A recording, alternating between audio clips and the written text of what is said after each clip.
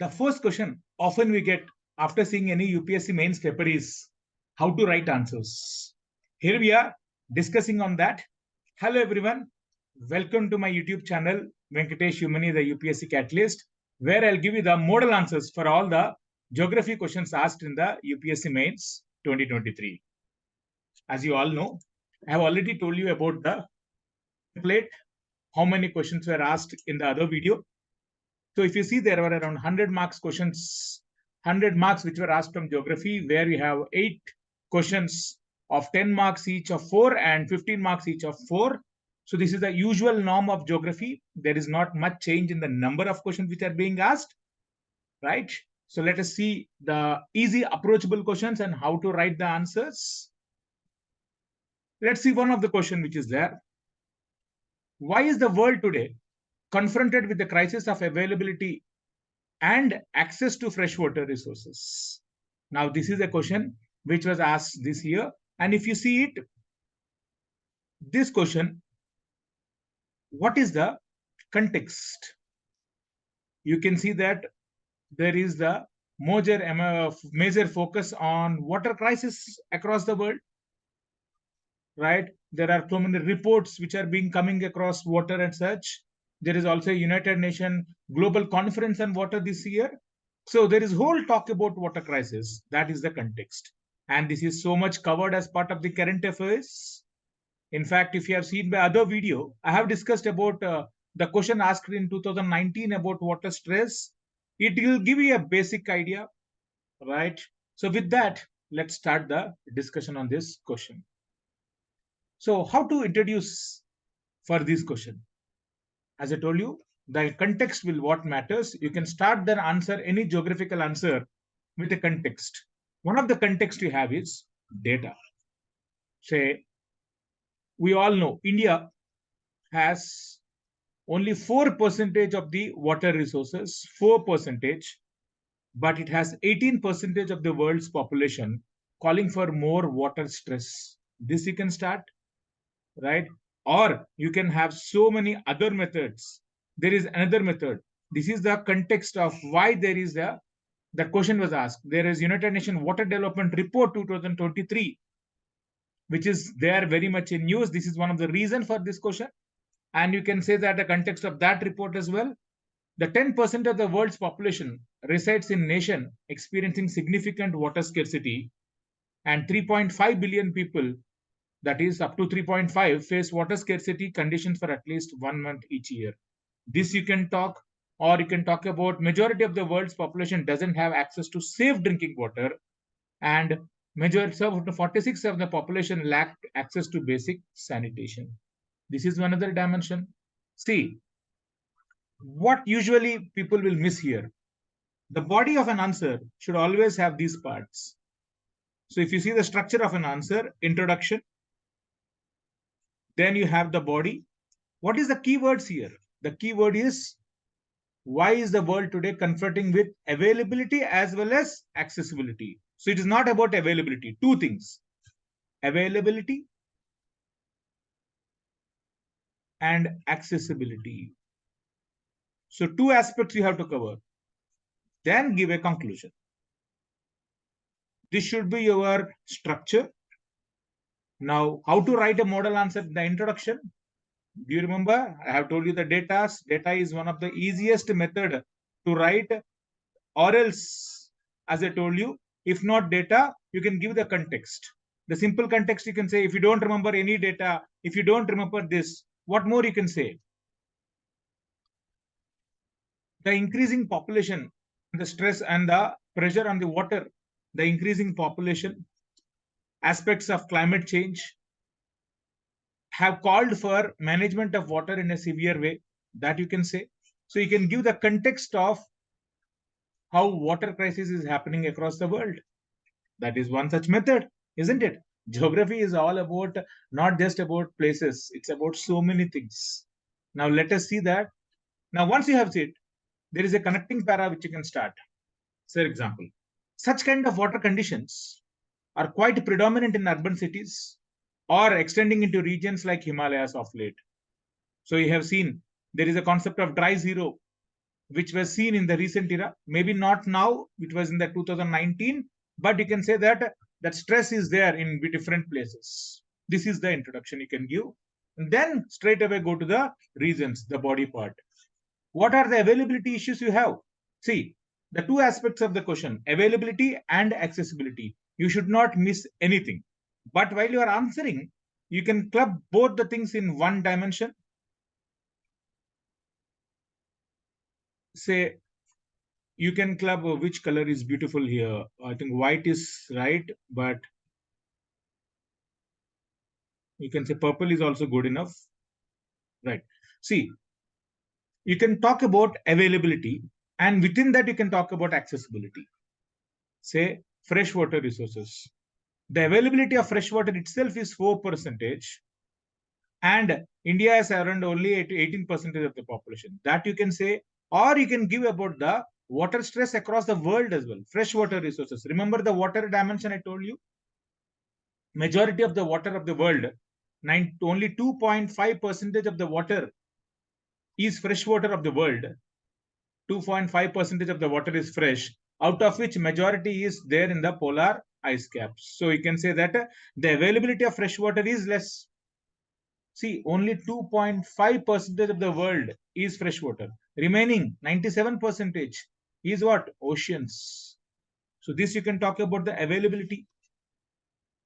The same availability, you can see how there is a difference in terms of inequality here, unequal distribution. See, accessibility means how there are concerns with the distribution, management, infrastructure. So within that unequal distribution, you can give an example.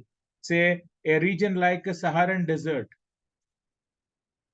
of Sahara, definitely will have less availability of water. That's where accessibility is coming up, right? So you can talk about more water availability in certain places, say like tropical evergreen forest, whereas here you can concentrate about lack of water. So you can say about unequal distribution. The moment you can talk about this one, see, there are two methods. Put all the availability at one place, accessibility at one place, or you can club it both together. Fresh water, only this much amount of water available, and that to distribute it across different areas. So it is talking about availability and accessibility. Then you can draw a map, Indian map or a world map. You can see India map. See, simple logic. Every time, whenever you talk about a map, draw the map divided into three aspects: low, medium, high. High water stress area, low water stress area, medium water stress. Where you will find high water stress area in India? You can talk about the Rajasthan, Gujarat. Why Rajasthan and Gujarat? Simply talk about the location of, say, Rajasthan being a desert, Gujarat being part of the semi-arid semi-arid region, right? You can talk about that. You can simply give about these kind of things. The rain shadow region, say this is the region of Rayalaseema of Andhra Pradesh, rain shadow region, that you can say. Or here, the region why water is available low in Punjab, Haryana. You can talk about the agriculture regions, green revolution, faulty agriculture practices, reason for more groundwater exploitation. Whatever the availability of water is there is more groundwater exploitation. Or you can draw the world map. Draw the world map. Identify all the deserts, the major deserts, desert regions, less amount of water. And you can see the equatorial regions, the Amazon forest, the Congo-Zaire basin, all such places here you can see the monsoonal region here with less population, Laos, Cambodia, Vietnam, there is low. Similarly, Canada has medium. So you can identify extremes that you can show it. So definitely all the extremes are in the tropical part with the deserts or high populated areas. So draw a world map and show that low, medium, high. This is about the first dimension. See, a map is must and should. Then you can talk about increasing population. You can talk about increasing population of almost around 8 billion is putting stress on the carrying. See, ultimately, water is a fresh water. You can use this ecological word, putting stress on carrying capacity of the world. Carrying capacity of the world. So increasing population and that population growth, which is happening at selective places. Say, for example, India. Say, for example, China. See, accessibility, selective places, distribution. No, we are telling about increasing population is putting stress on the availability, and within that, selective places are more populated. Say that's the same thing. Urbanization. Cities are the centers of more population. They will be attracting more population. Concentration of few places. There you have accessibility. Say the city of, we can talk about Delhi crisis of water. You can talk about Chennai water crisis. You can talk about the crisis which happened in South Africa, right? Such kind of things you can say. Simply, you can say urbanization is the reason for that accessibility issue. This is population only, but how population at selective places? Or you can talk about the inefficiencies of agriculture inefficiencies. I told you, poor agriculture practices. Say green revolution, where you have used more amount of water, instead of drip and sprinkle. Faulty agriculture practices, simply poor crop combinations. How can you grow rice in a water stress area? Crop combinations, cropping patterns. The cropping patterns have changed from rice to towards rice. So that is leading to more usage of water. That you can say. Then you can say infrastructure gaps. Only certain areas are getting irrigation. Other areas are not getting irrigation, putting stress. So this is an infrastructure gap of water. That is what is the accessibility issues. Then you can talk about the man-made factors. See, there are so many other reasons. Water pollution, the kind of water which you are polluting, say in terms of eutrophication of water, say in terms of you can say about eutrophication. You say about the plastic which is entering into the water. You can talk about oil spills. You can talk about so many kind of environmental water pollution, whatever you have studied.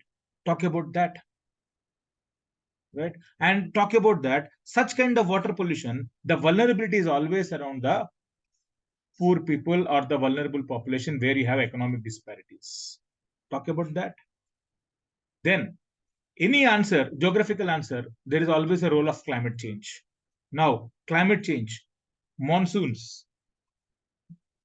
dimensions of monsoons are varying. So, stress on availability of water. So, fresh water is having an impact. The movement that is there, how that conflict can be exaggerated by political factors. Give examples.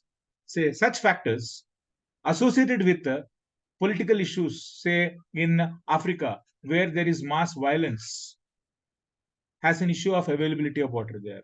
Similarly, in India, in terms of distribution of water, the economic disparities and the political factors has causing a cause of concern in the distribution of water.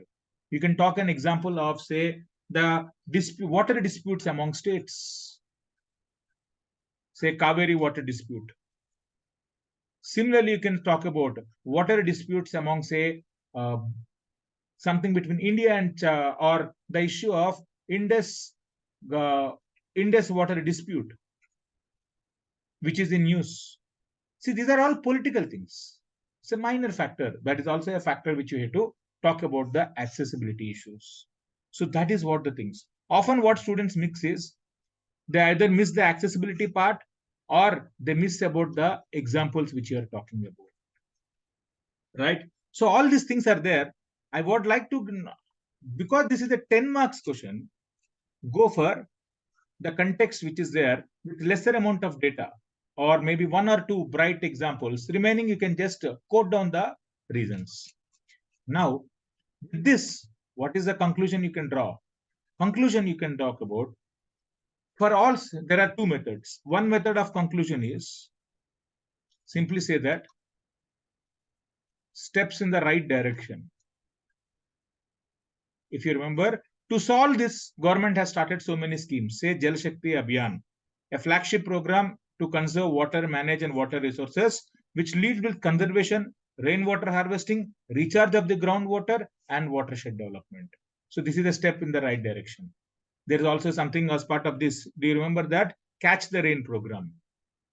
Catch the rain program.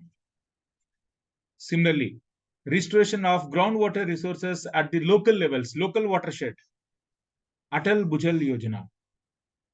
To solve this, government has to solve about the accessibility. See, in 7 water state states. So what are the government is talking about here? Access. So you can say Atal Bhujal Yojana. This is one method of conclusion, saying this is a step in the right direction. Or you can say a broad theme, suggestion or solution oriented theme. Considering this is the stress, focus on sustainable water management practice. Talk about invest in infrastructure of irrigation, invest in equitable distribution of water. Say how many people have access to water. That is the reason why still even now, Jal Jamin Bijli, Jal Jamin Bijli. So Jal, Pani, Bijli, electricity, Jamin, land. That's a dispute which is always there. So water, one of the equitable distribution. How many people have access to water? That's the reason why piped drinking water is a major point as you study in terms of governance. It is all about accessibility, right? So here what you need cooperations of the international level, technological innovation, say like drip and sprinkle, policies aimed at ensuring universal access to safe and clean water.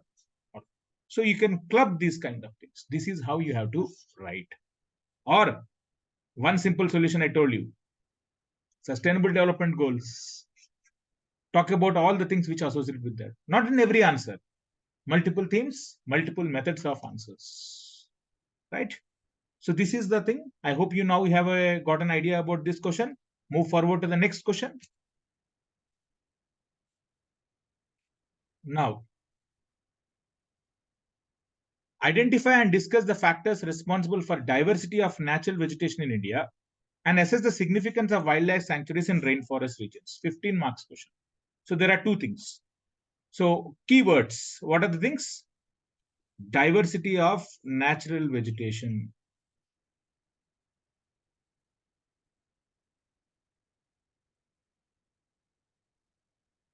Then there is another keyword, significance of wildlife sanctuaries.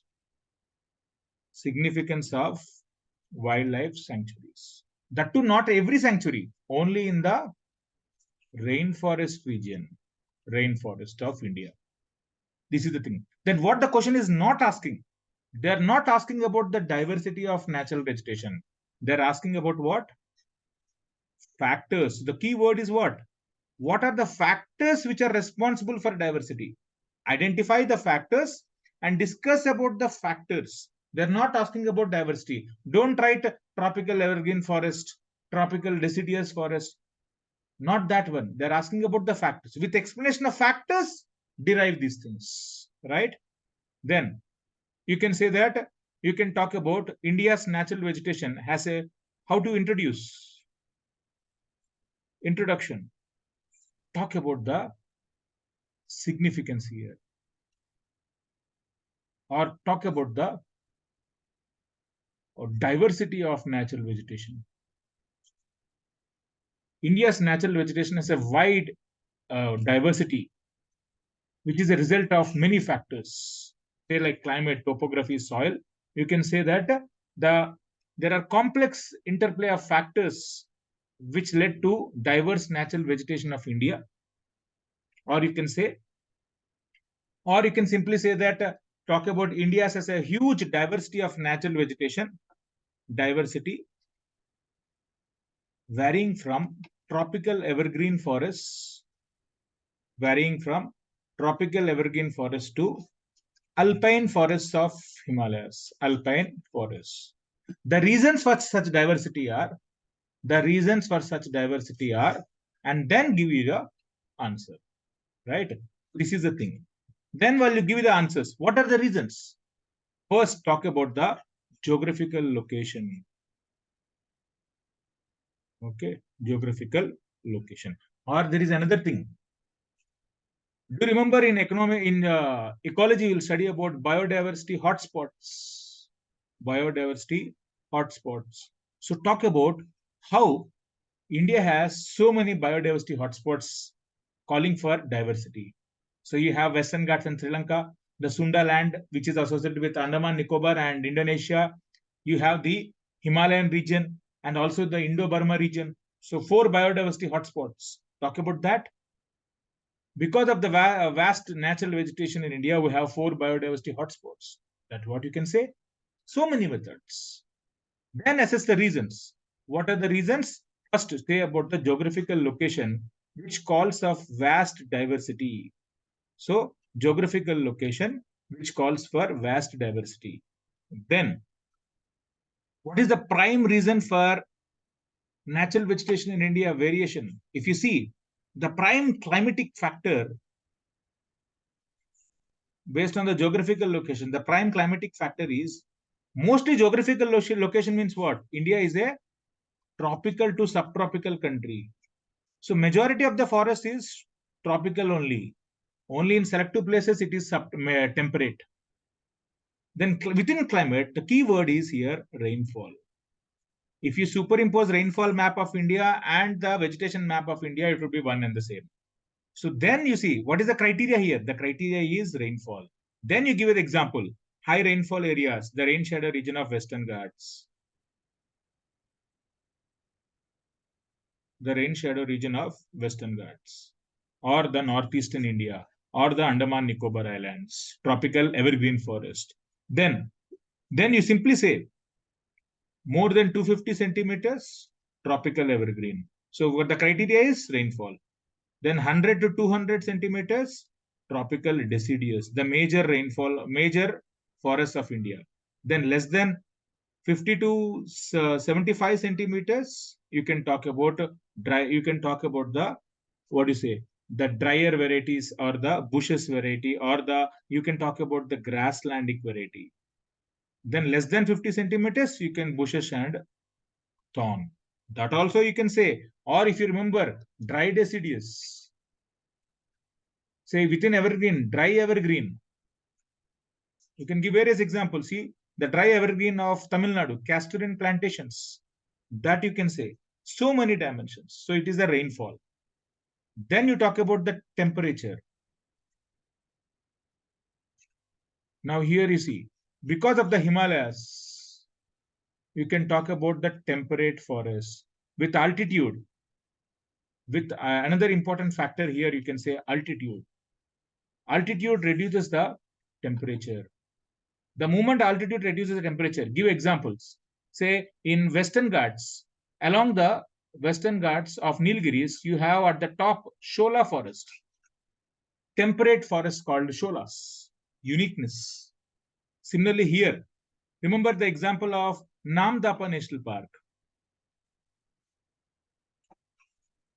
Namdapa National Park, what happens? If this is a mountain, at the foothills, it is in Arunachal Pradesh.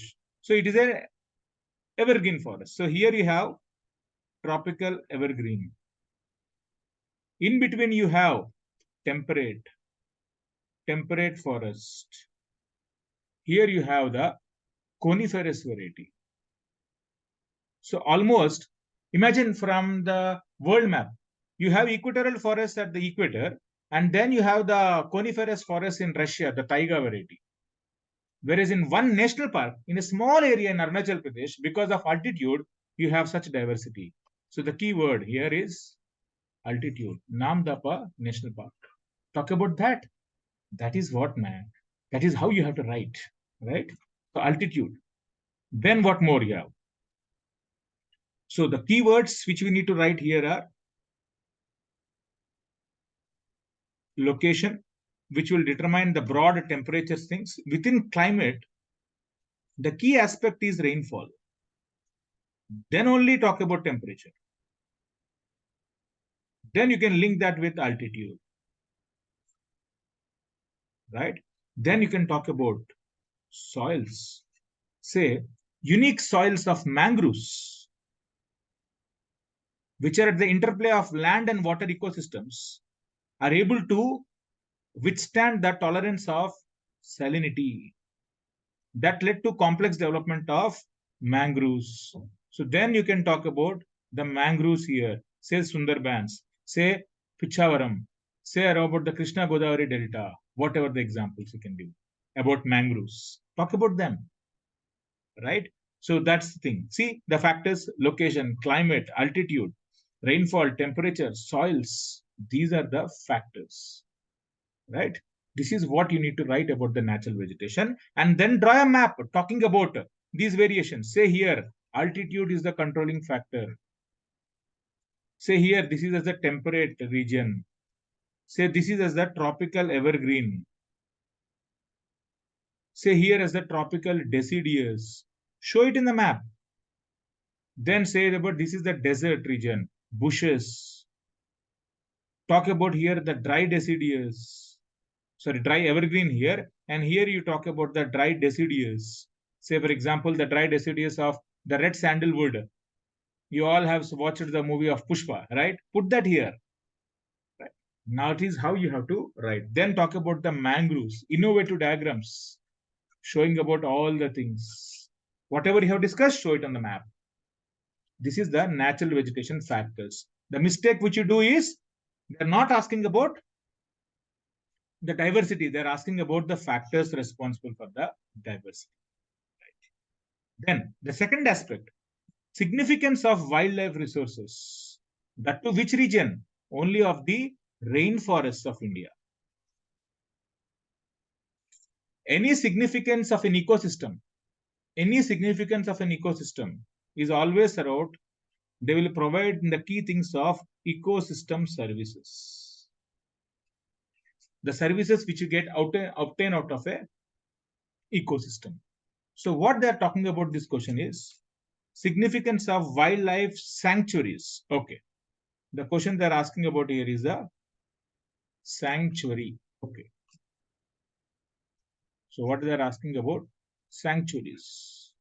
Significance of wildlife sanctuaries. Now, how do wildlife sanctuaries are important for us? Give only examples of rainforests. That is the keyword here. Okay. Now you see here. You can talk about what? What is the significance of sanctuaries in terms of providing ecosystem services? You can see here, they help in, say, regulating the environment, say, climate. They help in climate maintenance. They help in, say, that's what we can call it as carbon sequestration as part of climate change. That is the one they provide, no? Carbon sequestration, of course. You can say in terms of supporting services, sequestration, that is carbon sequestration means what? Storing the carbon. So wildlife increase, huge amount of diversity. They collect the carbon. Say Amazon, we say lung houses of the world. The same thing here, climate. They help in water purification and water recycling. They help in providing of water to us. See, any forests are the source of rivers. Note on this, give that. Forests are the sources of rivers. The mighty rivers originate from the forests. For example, you can say the Western Ghats, which is a high rainfall region, is a source of the peninsular rivers like Godavari, Krishna, Kaveri. You can talk about that. So that is what the water availability. So they are helping in providing the water, controlling the water and also purifying them. That you can talk about. Then any kind of rainforest, they help in providing the basic things to us, say like food, the raw materials, medicines, fresh water. For example, the food. Can you give one example of food about the wildlife resources of tropical rainforest? Say pineapple. Pineapple from northeastern India. Very important, no? Bananas. Right? That you can give. Then the raw materials, wood, fuel, timber. Say mahogany, rosewood, ebony, rosewood, mahogany. Then valuable medicines, so providing services. You can talk about even the supporting services, say how they are useful in photosynthesis, nutrient cycling, soil formation, that how they enable other services to function, how humans and ecosystem needs. You can talk about that, right? And how do they control certain things like pollution, water, providing water, diseases and control, pollination. And the more the wildlife resources, extreme events, moderating of extreme events. So wherever you'll have wildlife resources, there will be having this protection. That's what you can write. And not just that, they'll also help in providing what? Tourism, aesthetic appeal. You all go to a region like Munnar, right? Wayanad, the Wayanad of Kerala, such a beautiful place. Source of so much wildlife resources, so much of wildlife. Give examples, right? Aesthetic appeal, source of education. You will go and read research and education. That is the reason why you have about the biosphere hotspots, no? Biosphere resource, biodiversity hotspots. What are these things? There are centers of research. With all these things, then give examples. Don't miss that examples. Say, Namdapa National Park. Once again, I'm going for Namdapa. Talk about the unique endemic species which you find there. Endemic species. Say, for example, technically it is not endemic, but snow leopard, rare. Say, endemic species, Nilgiri Thar, found only in the Nilgiri region, right? In Nilgiris. This you can talk about Namdapa, snow leopard, uniqueness, right? You can talk about these kind of things. Similarly, how they provide about accessibility of education.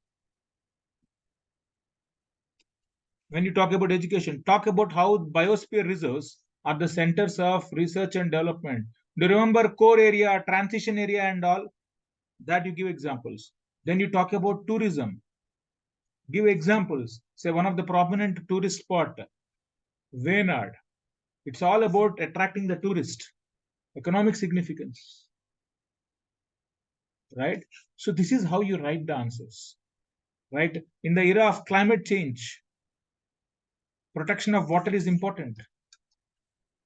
Protection of forest is important for the ecosystem services. Talk about that. Give examples. So with this background, you should be right. That's what I'd always tell you. You should always brainstorm. Brainstorming is key. You should have the proper template of writing an answer. Template of writing certain answers, writing answers. The moment you get the template with the broad structure, then giving examples is the key. This is how you have to write. Then talk about there are some things. This is the summary. How do you write your conclusion? Summaries. Thus, wildlife sanctuaries are essential for biodiversity, ecological balance, scientific research, well-being of natural as well as human communities. And these sanctuaries protection is critical to sustainable future of the planet.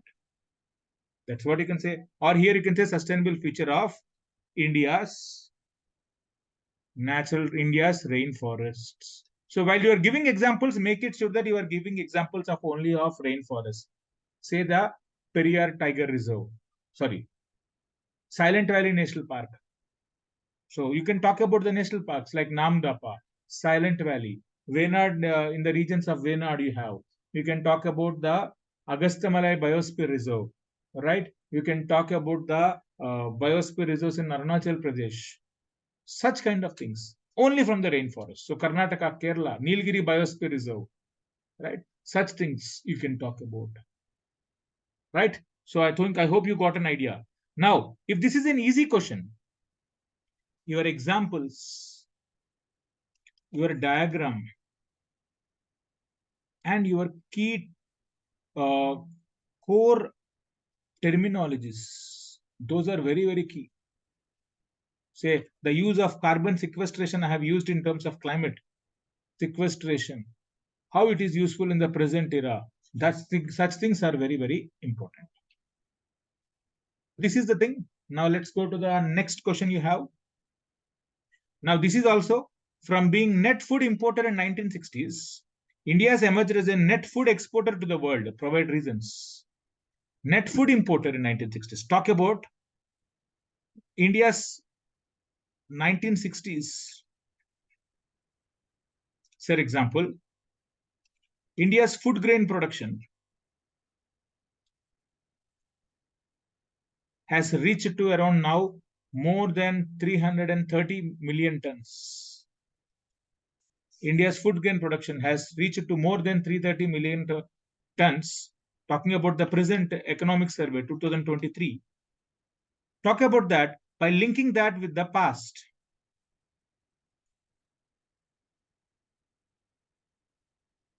The past. Say in 1960s, you can talk about that. Say wheat. The wheat production was around 10 to 11 metric tons, million tons. Now it is more than 110 million tons. So tenfold increase. Similarly here also, somewhere around 25 to 30 million tons, the food grain production. Now it is tenfold increase. So India's food grain production, so that's what we'll call it as, begging bowl. They used to call India as a begging bowl. Famines were the norm. So you can start your introduction with this. Then, how India has emerged as a net food exporter to the world. Food exporter to the world. So we are importing more, we are exporting. Provide reasons. The prime reason which is there is always what? What is the prime reason you have? The prime reason is always about the green revolution. Talk about how green revolution has provided accessibility of high yielding variety of seeds, how it led to increase in the how it called for more irrigation facilities. So high yielding variety of seeds, how that needs irrigation facilities, how that needs around, say, fertilizers. Talk about that. Give the examples, say Punjab, Haryana, Western UP, the Krishna Godavari region of Andhra Pradesh, Kaveri Delta. So how use these words instead of Punjab, Haryana? What will you write? Everyone knows this content, no? So Punjab, Haryana, talk about Sutlej Yamuna plains, Western UP, Upper Ganga plains, Upper Ganga plains. So Krishna Godavari Delta, Kaveri Delta. So we are talking about the same state regions in terms of geographical factors. Give about how these regions have seen significant increase in the agriculture productivity, production as well as productivity. Then you can talk about the technological factors, how with changing things, technological factors have emerged. Say modern methods of irrigation. We have changed it from modern methods, from the traditional canal drip, canal irrigation and all. We have moved towards the modern methods of irrigation like drip and sprinkle. We have done access to know there is so much amount of technological of irrigation which is successful. Then you can talk about the in what do you say, use of machines. Say farm machinery has increased like in India like anything. We have more moved from intensive subsistence agriculture. From the intensive subsistence, slowly we started using the machines. Machines have increased the productivity. Then more production. Then infrastructure. What more things you have? See how the government has provided, government policies have aided certain kind of things. Say to promote exports, branding, how government has done some branding. So bring some economical knowledge here. Branding. For example, how government has promoted markets, right? So with that, how we are exporter of basmati rice, how we export, say, coffee, tea, with the brandings and the markets, right? So that is the thing which you have to identify. Food exporter, how government has focused on food processing industry, food processing industry. So this is a value addition. So talk about all these factors. In simply, what are the determinants of agriculture? Do you remember the topic? Determinants of agriculture. Physical factors or geographical factors, right? Institutional factors, technological factors, infrastructure factors, infrastructure, All such kind of things you can write. So with this, mostly agriculture, how we have increased our things. So give the reasons. Talk about the recent government schemes. For example, the food processing industry, how we are trying to leverage that, how we are trying to export the food to the different dimensions of the world, emerge as a net food exporter. Though we are not a major exporter, we are emerging as at least we are exporting certain things. We have that ability. Then you see, with this, the recent government laws, the recent government focus on improving infrastructure in agriculture,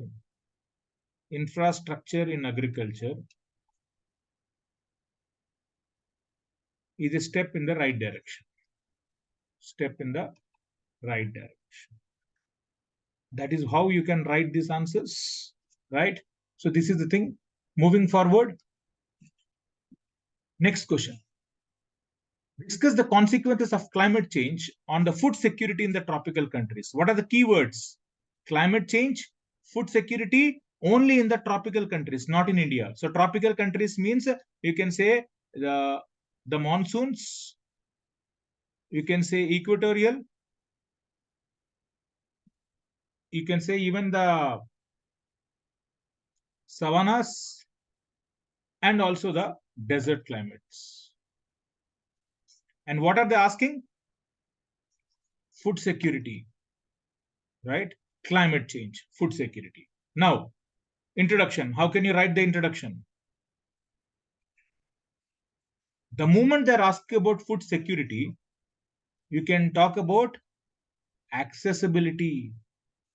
You can talk about availability, right? You can talk about affordability. So many factors. All the factors you can discuss. So that's the thing. With these things, where do you talk about these things? Global Hunger Index. India's ranking on Global Hunger Index has been recently slipped to 107 from the 2023 rankings. So out of 121 countries on the 2023 Global Hunger Index, India's rank is 107. Talk about that index. That you can say. Or you can say that climate change has caused enormous threat on the availability and the accessibility of food in the world. Talk about that.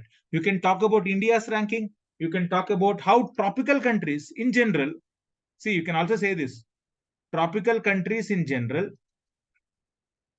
and within brackets, you can say India, are in general having lesser amount of global hunger index rankings, calling for talk about accessibility of food security issues within the tropical countries. That is what you can start. The general trend, or within that you can club India as well. So with that, then you can see. Now you see, whenever you are talking about climate change, whenever you talk about climate change, remember what is climate change? Variations of the climate. So what is happening? Variations in temperature, variations in rainfall. And also at the same time, what will happen? Increase in intensity and as well as frequency of disasters will increase.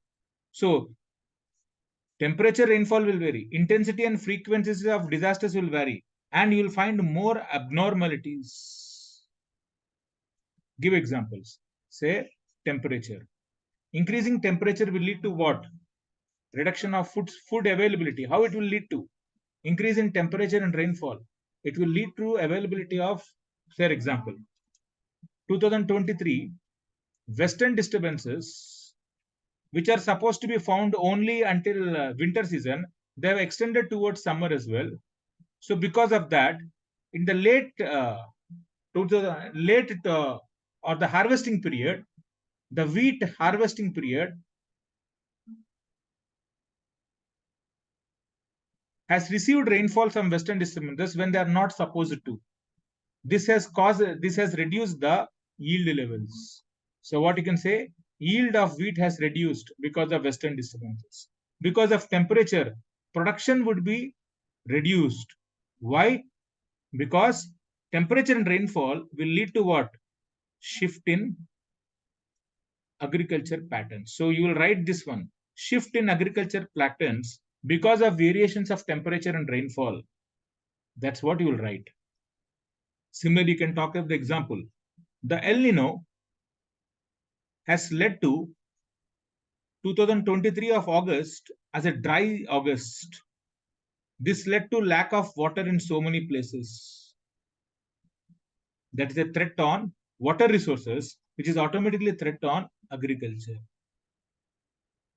Right? That's what you can write. Then increase in intensity and frequency of disasters. Say more cyclones will lead to what? Vulnerability of coastal regions. Vulnerability of coastal regions. I'm giving an example. That will lead to crop failures. And one more important thing, unseasonal climate impacts, unseasonal rainfall. Say chilies get any kind of unseasonal rainfall, that will lead to loss. So that is what abnormalities. Give examples. Say that's the thing, no? Why do agriculture? Why are you talking about crop insurance? Because of these factors. So climate change means 4. Link that with the loss of production. Loss of production. Okay, this will automatically lead to what? Food security issues. Food security issue. For example, loss of production means what? The yield levels will be reduced. Productivity will be reduced. Both production and productivity. So loss of production, whenever you are having it, this is talking about what? Availability. There is lesser availability of water in all the tropical countries. That's what is happening. So when you talk about here, when you are talking about the tropical countries, you draw a map. You talk about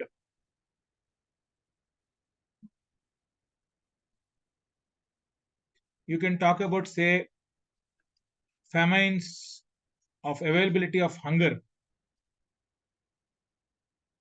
in say Saharan region. Saharan region. You can talk about increasing cyclones in the Bay of Bengal region. You can talk about unseasonal rainfalls.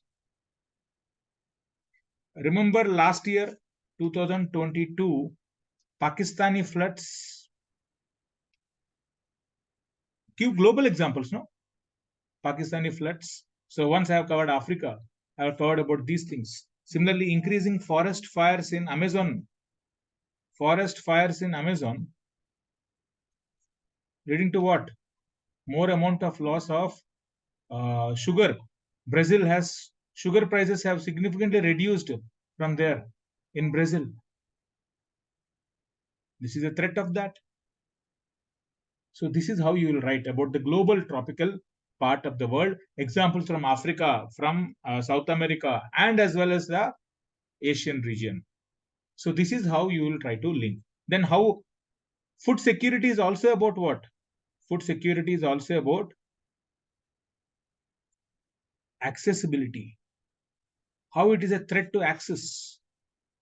When you have climate change, vulnerable population will move forward. Vulnerable population will move away. For example, the Maldaris of say the Maldaris of Ran of Kutch region, they are an environmental migrants, climate change refugees. Similarly, with climate change, there is a talk of increase in sea level rise. Example, Bangladesh.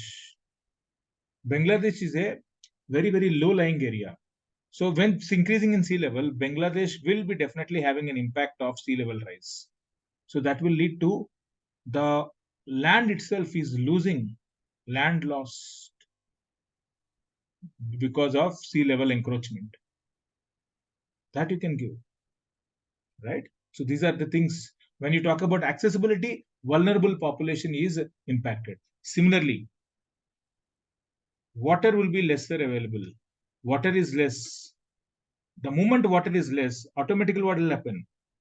The intensive agriculture practices, intensive subsistence agriculture which is practiced with already having poor amount of resources, they will be more poorer now because of climate change. This is what you will write. See, that's the thing. No, climate change impact on women.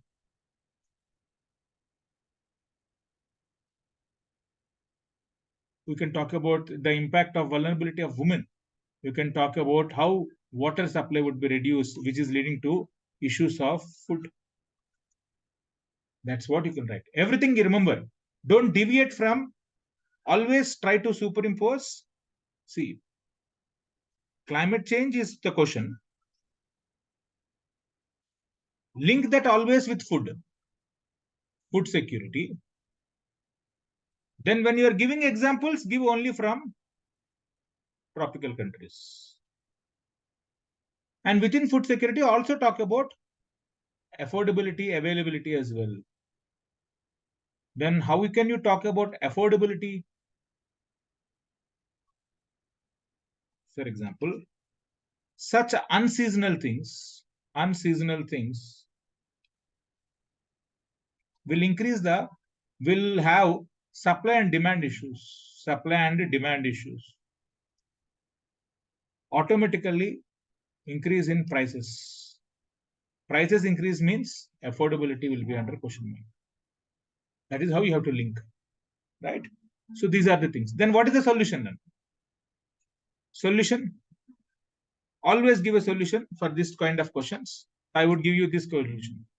For all these things, the only solution you have is climate smart agriculture. Make agriculture resistant to climate so that food security is reduced. How can you make climate smart agriculture? By three parameters. Farmers should be having that resilience to adapt towards climate change when abnormality is the norm, right? So that is one dimension. Then agriculture production sustainability should increase and incomes of the farmers should increase, right? Then even agriculture itself sometimes, because the faulty agriculture practice is a source of climate change, stop them. Reducing greenhouse gases wherever possible within the agriculture field. Say agriculture is an important contributor to the gas of methane. How can you reduce the methane consumptions of agriculture? You can talk about that. So broadly, we'll give one line. With these things, government need to focus on climate smart agriculture as suggested by whom? Food and Agriculture Organization. By focusing on three dimensions of helping farmers to build resilience. Say, I'll give an example like crop insurance, or increasing the sustainable agriculture productions, or reducing the greenhouse gases like methane. This is how you write the answers of these things, right? You see here, Food and Agriculture Organization of the United Nations, working for zero hunger. These keywords, here itself you'll come to know about the climate smart agriculture. I hope I'm making sense. Huh? Geography is all about, not about places. Look at the complexity. Geography is never about the places, right? Then, anyone of you want model answers for all these questions in a structured way, download my Telegram channel. You can scan the QR code here. You can get into the things. This is my thing about my Telegram channel, Geography by Venkatesh. You can type VE, the UPSC catalyst, or you can simply scan, get into it. I will send you a PDF of all the discussions, whatever you are having, right? So this is the thing. Then we'll move to the next question now. Why is the southwest monsoon called as Purvaya, easterly, in the Bhojpur region? And how has this directional seasonal wind system influenced the cultural ethos of the region? Then, the movement southwest monsoon, how can you call easterly in Bhojpur region? This is the question mark you'll all have, isn't it? This is one dimension. How has the directional seasonal wind system influenced the cultural ethos of the region? How does it influence the cultural ethos? This we'll discuss later, right? Let us focus on the first aspect. Now, this is a difficult question. Think what you know. You all might have studied that as part of the Bay of Bengal, whenever you have the Bay of Bengal branch, so whenever you have the Bay of Bengal branch of the southwest monsoon, we all have studied this phenomena that the southwest monsoon goes into the northeastern India along the foothills of the Himalayas. It will be now pushed towards the India's western side, and along the foothills, it starts moving towards the west. Because it starts moving towards the west, as part of the Great Northern Plains, you can see that rainfall will decrease as you move from east to west. So you can see here, clearly we can say that the Bay of Bengal branch along the foothills of the Himalayas moves and covers the entire India. This is what you will study in the basic NCERTs. This is what you know. Apply this in the Bhojpur. Any one of you should know that Bhojpuri region means it's the region of Bihar and UP. This you should know. So the moment Bihar, how does Bihar receives rainfall? If you have thought about it, you would have come to know that it is the location of the Bhojpuri region or the Bihar region, the geographical location of Bhojpur and the foothills of the Himalayas are the reasons for southwest monsoons moving towards east, becoming east. Can I say this is east? That's why they're called as easterly. You can say that straightforward. The location of the geographical location of Bhojpur and its typical and the typical topography of Himalayas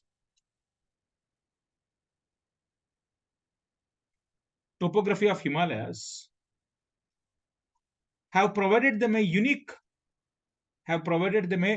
wind system of southwest monsoons, which they locally call it as Purvaya or easterly. Then you give the example here. Say the geographical location of the monsoons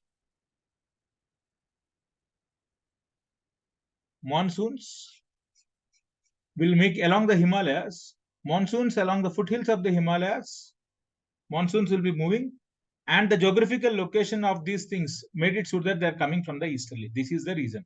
So give the geographical location of UP, Bihar, talking about they're part of the foothills of the Himalayas, part of the foothill of the Himalayas. Then talk about how southwest monsoons enter into India from the eastern side as part of the Bay of Bengal branch. That's why they are called as easterly. That's what you write. Give examples. So 30% of the answer should be writing about that with a map of Bhojpuri. At least you could draw the India map, draw this as Bhojpuri, show the southwest monsoon season, how it is coming from east. Then Purvaya. This is what you know. Right? The next question. How does the directional seasonal wind system will impact the cultural ethos? Now, remember in the class I used to tell you, whenever we discuss about monsoons, I used to say that monsoons are first thing you'll remember is what? The hot pakodi, right? The hot pakoras which you'll get as part of the snacks in the evening. We all love evening snacks, hot evening snacks as part of the monsoons, no? What is culture? Food. We change our cloth attire. You have some unique festivals. So when you are talking about the cultural, you might not know about the particular culture of Bhojpur. Even I don't know. But what does know? How does geography and culture match? Interdisciplinary nature of geography and culture. This you should know, no? The moment you know geography, culture, what do you know? You talk about how geography has a role to play in agriculture, how agriculture is associated with festivals in India. Say you have the major festival of Sankranti, right? The moment you talk about Sankranti, that is the Pongal, it is about the harvesting season. So much climate is associated with festivals. Talk about agriculture, how the southwest monsoon is associated with agriculture and festivals. Say example of how Rakhi is celebrated, right? Then you talk about food, talk about language, talk about the say unique festivals, food, cuisine. Okay, food and cuisine, we have discussed that. Then you can talk about the customs and traditions of a region. Then you can talk about say the attire, dresses, all these kind of things. This is what the culture is. So simply note down these things. Cultural ethos means agriculture and festivals, traditional music and dance, cuisine, clothes, language. This is how they impact. Now, the problem comes with examples. If you are not from Bhojpuri, if you are not from typically that part, if you don't remember, you cannot write anything. Then leave it. At least write something about cultural ethos. No, this is what the cultural ethos is. If not 6 marks, you will get 5, 4.5. But you have to write. Sometimes luck favor might not favor. Sometimes you'll get South India, sometimes you'll get North India or Northeast India. You might know, you might not know, but that is how you write. Then, if you know some examples, very good. Say, I have seen some examples. Tej is one such festival. Raksha Bandhan. Then traditional music. Kajari is a folk song there. Jhumar is a dance, right? Then cuisines. People celebrate as part of the rain dance. Cuisines. The particular things like pakode. You can talk about that. Clothes which we wear traditionally. Language. For example, there is one language which is prominently used. You might remember when the clouds rain, the frogs dance. That's what they call locally Barsa Megva Jhume Ghag. You don't know that.